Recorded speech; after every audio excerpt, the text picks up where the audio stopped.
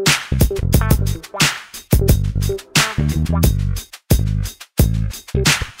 my name is Kevon Owen. This is Jack Smith, and we're in this video series here. Help my kid just...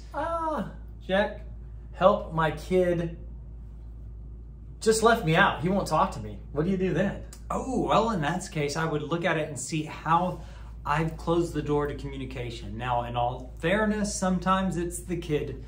In all fairness, sometimes it's the adult. And if you look at it and you've set a standard in which you're not hearing them at all when they're trying to speak to you, you're overcutting them, you're cutting them off, you're telling them to defend. By the way, when you say the word why means defend. Why would you do that? Defend why you did that. Why are you not doing this? Defend this.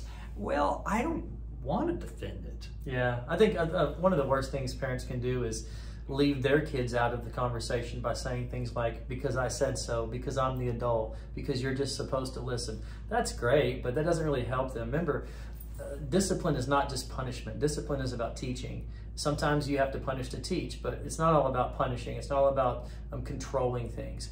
And one thing that I've found out, Kevin, is when your kids start getting a little older and become teenagers, we're supposed to treat them like young adults, not like old kids. And that can really cause a problem. You can push, you can force, and what's going to happen is they're going to learn to tell you what they have to tell you to get by.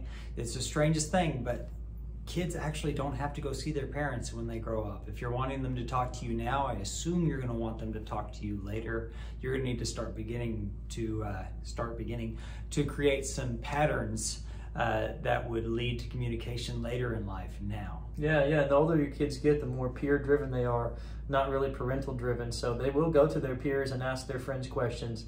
Let me tell you something, their friends don't know anything. You're the one that needs to be giving them that information. And if you close those lines of communication, they're gonna be getting bad info from unintelligent people. You should want to be able to keep those lines of communication open. So what I would say is make sure that it's not all punishment. If that's the case, your kids are going to already assume, well, I can't go to mom and dad about this because I'm just going to get punished. So I'm going to go to these riffraffs over here. Now, if you're some kid's dumb friend, disregard this. Now, sometimes as parents and you find yourself where your kids won't speak to you, it's probably because of a long pattern of ineffective communication. If that's the case, it's time to interrupt the pattern. It's time to look at you. It's time for them to see the need to look at them. And that's why there are therapists like Jack Smith, people who open the door to break down kind of what the pattern is, what's happening, what are we doing wrong, what are we doing right. Odds are there's a little bit of wrong on both sides, and if I were betting, there might even be a little right on both sides.